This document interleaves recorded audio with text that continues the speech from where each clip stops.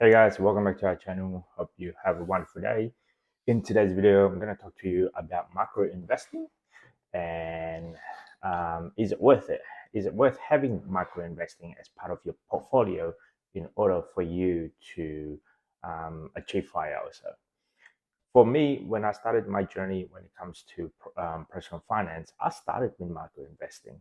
The beauty thing about macro investing is the fact that it's a small entry for anyone out there who is above at the age of 18, able to open up and start their journey when it comes to investing. So I've started with $5. It was a New Year's in January or so. I had a few downtime and I was able to open up my account within I think like a day or so. It's in the condition that you have all of the relevant information for the app.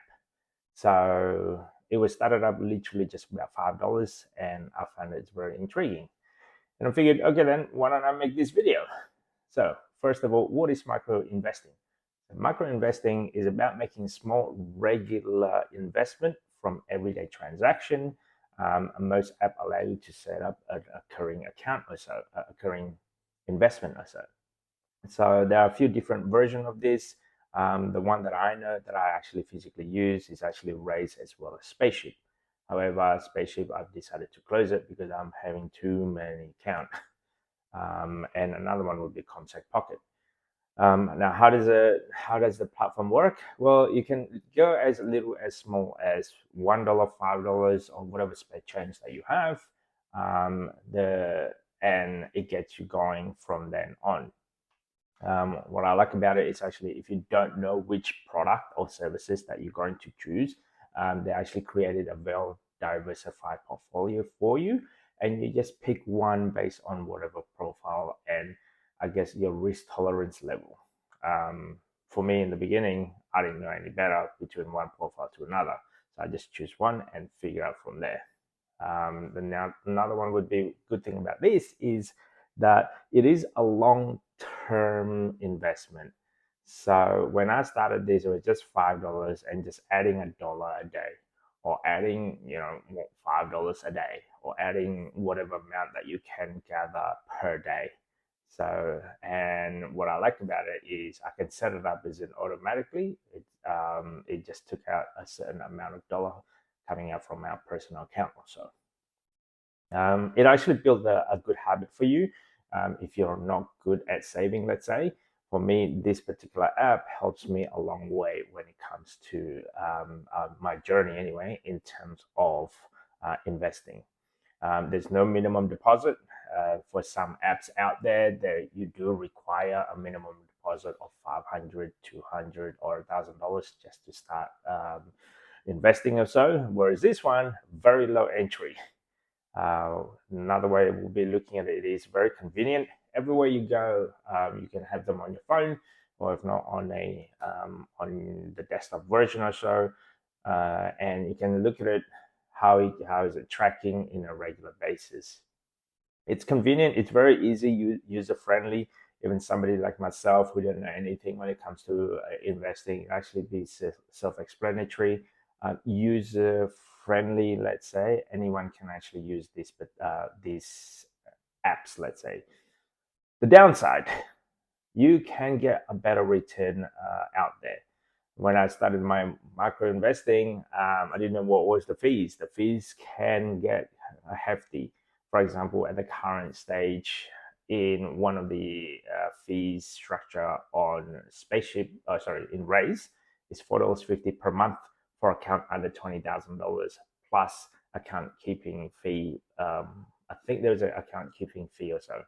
And then for account above $20,000 at 0.275 per year rate, 2.75%, that is. When I did my research, another fees that I was looking at would be when using Spaceship, which is a profile or the app that I used to have.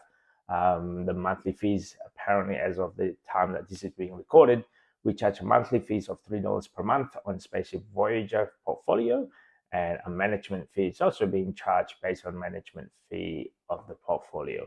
So for example, if you are, let's say, Spaceship Origin portfolio, it's charged at 0.15%, Explorer portfolio 0.25%, Galaxy portfolio 0.25, 35, and the rest and so on. I will leave it see somewhere, and you can have a look at the fees in terms of that. The things that you might also to consider would be the investing on a macro investment account. It might be too little in order for you to achieve financial freedom or for you to retire on. Two factor occurs because number one would be the fees. Number two is the contribution that you're putting in there. It might be too little. Let's assume that you're starting with about $5 or so on that particular account. With additional, let's say, $20 per week, with the duration of about 30 years, with an average return of the market of about, say, 8% or so, at the end of the 30 years, you accumulated roughly about $130,000. Now, that's not bad compared to some, compared to, let's say, if you're putting it in a saving account or so. It is not designed for a large investment, let's say.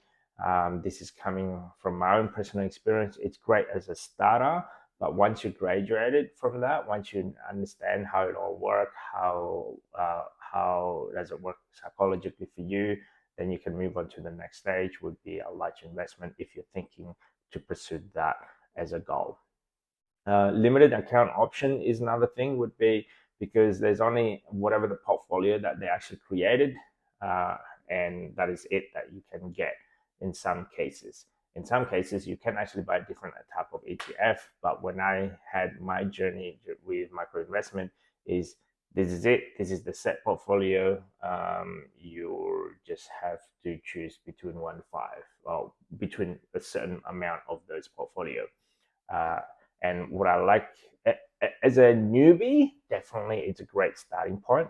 But once you deep dive and read a bit more and do a lot more research, it's probably not for those type of people. Who should use the Spare app investment? Let's say definitely as a newbie, and it's definitely not for my retirement. For me, this is just a stepping stone in one of my account. Literally, if I were to close one of them right now, or if I needed my cash for whatever reason, then definitely I will close my I guess my micro investment account. But at the moment, I don't need my cash. So I just let it be as it is in there until further notice or so. But yeah, definitely things to consider. Let's say if you are looking at micro investing, the good news is a great starting point. The bad news is it's not for retirement. So anyway, that's just my 2 cents based on my experience, based on my take throughout my whole entire journey in order for us to achieve fire. If you guys like this type of content, guys, don't forget to subscribe, comment, and I will see you on the next video.